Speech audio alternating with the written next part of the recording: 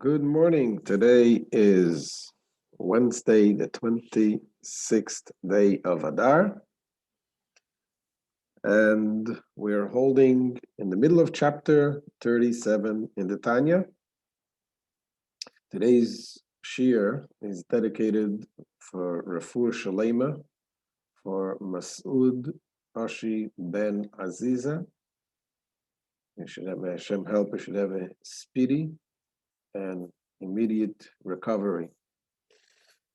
So this chapter 37, which we're learning this week, quite a long chapter, is discussing about the importance of the mitzvahs involving action, and that Hashem, God,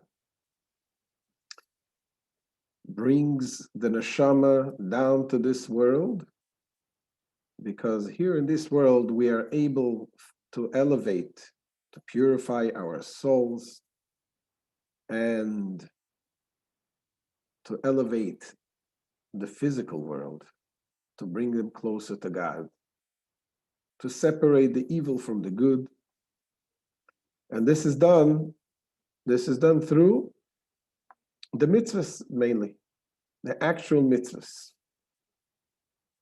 And we explained yesterday how there is hundreds of thousands and millions of neshamas, because there are 600,000 souls, when they have subdivided into more souls, like a root with branches. Each soul is like a root that has many branches.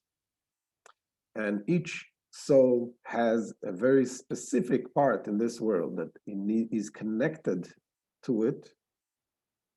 And by coming to places around the world and doing a mitzvah, wherever you come, you elevate, you purify the material world, and you connect it to God. So when you have something, you make a bracha, a blessing on something. You elevate the spark, the godly spark that is in the food. When you eat it with a right purpose to serve Hashem, to get energy to be able to serve Hashem properly. But the Alter Rebbe now goes on to explain that really the elevation is not for the godly soul. As we explained, we each one have a godly soul, and we have an animal soul. We have the vivifying soul, the soul that keeps us alive, and we have the godly soul, which is what is connected with God Himself. That godly soul does not need elevation. In fact, the godly soul, when it was before it came down to the physical body, to this world, the godly soul is united with God and enjoys the light and the presence of God in a way that it will be impossible in this world when it's clothed in a physical body. Even the body of the greatest tzaddik, the holiest person, is not capable of reaching, not even close to the oneness that the neshama, the soul, has prior to descending into this world. So the elevation, basically, the work is for this, it's not for the soul, for the godly soul, it's for the vivifying soul, the animalistic soul, and the body. That is being elevated through the mitzvahs that we do, through the Torah study, through the prayer, and so on. Let's see inside what the Alter Rebbe says. V'chol nitzutz loy yarad le'olam hazeh. Each spark did not descend into this world to perfect itself. The spark, which is the godly soul, did not go down to this world to perfect itself, but to perfect the body and the vital soul. As the Alter Rebbe will conclude soon, And the Alter Rebbe mentions that when talking about the soul, the godly soul coming down to this world, is really a very big descent to the soul. He says, though it is indeed a great descent,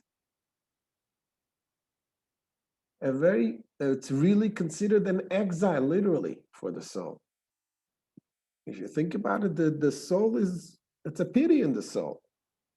It goes down to being in exile when it's in this world. Why is it in exile? So the Alter Rebbe explains, even when the neshama goes down to a person which is a tzaddik, a righteous, holy person, still it is in exile there. And he explains why. Because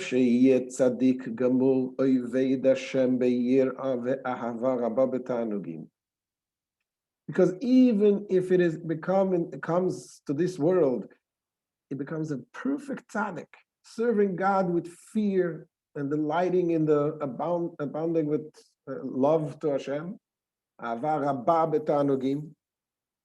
Nevertheless, it will never reach the level. It will never reach the level of love and connection to Hashem that it had before it came down. It says, Lo yagia lemalot ve'kuto b'Hashem b'dechilu urechimu b'terem yeridato l'olam hazeh achomri lo yimina v'lo yimektsasa. It will never attain the quality of its attachment to Hashem, to God, with fear and love, prior to its descent into this corporal world, nor even to the fraction of its earlier fear and love. Not even a fraction of the love that it had before it came down to the world.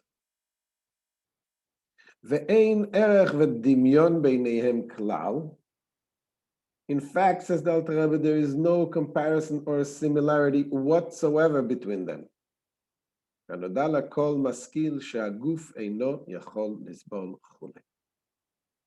Because it is obvious to every intelligent man that the body could not bear, etc.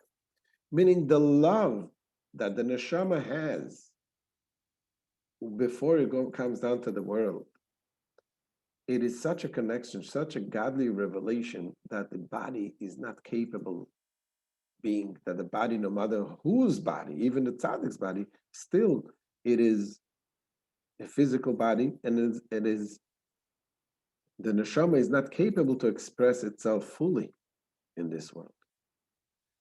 So obviously, the coming down to this world is not to elevate the neshama. It's not to purify the neshama. The neshama doesn't need the purification.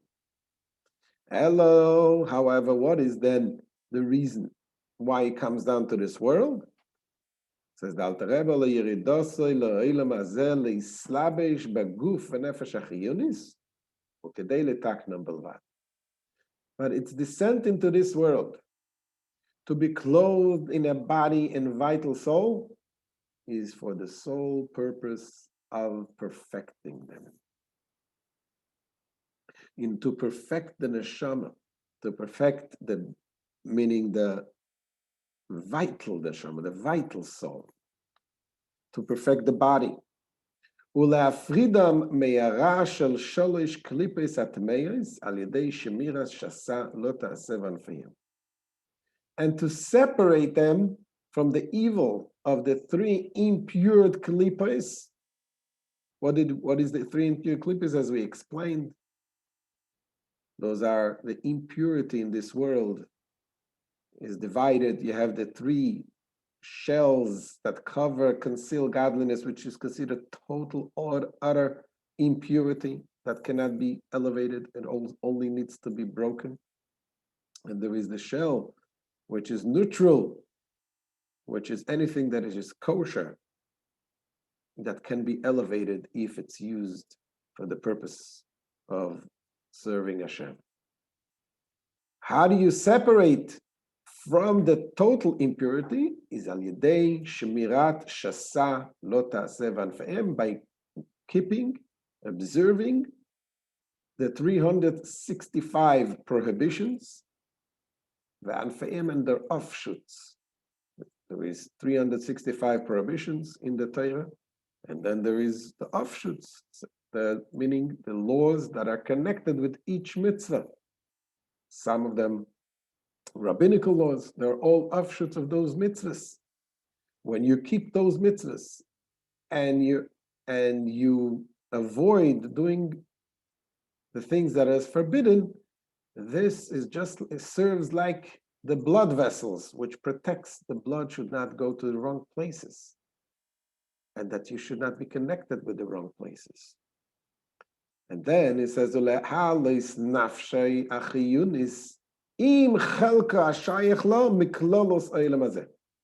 to elevate his vital soul together with the portion of the world at large that relates to it. As we said earlier, that each neshama, each soul has a portion in this world that you need to be elevating. How do you elevate? By doing mitzvahs, wherever you find yourself, whatever situation you find yourself. It is meant for you to be there to do another mitzvah. And that's how you elevate those things that you come in contact with.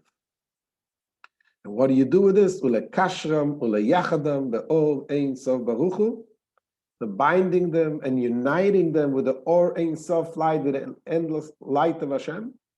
Asher yamshich behem, that you draw into them al yedei kiyumay kol ramach mitzvahs ese benafshei chiyunis, by performing all the 248 positive mitzvahs through the agency of the vital soul. Because the godly soul cannot function without the vital soul. The godly soul is a piece of godliness, purity, but it cannot function in the body unless you have the vital soul, the soul that animates the body. This is the intermediary that helps the body to do the right things, to do the mitzvahs, and that's how it's being elevated. Shehihi amakayemes kol mitzvahs ma'asiyos kanizka la'el. Since the vital soul is the one that performs all the mitzvahs involving action, as explained above, that this is the intermediary to be able to perform the mitzvahs. And it is likewise written in the Eitz Chaim, portal 26, Ki haneshama atzma eina tzricha tikun klal chula. Because the divine soul itself doesn't need perfecting at all. The divine soul itself is a piece of Hashem, piece of God. And imagine we have the piece of Hashem, piece of God in each and every one of us. And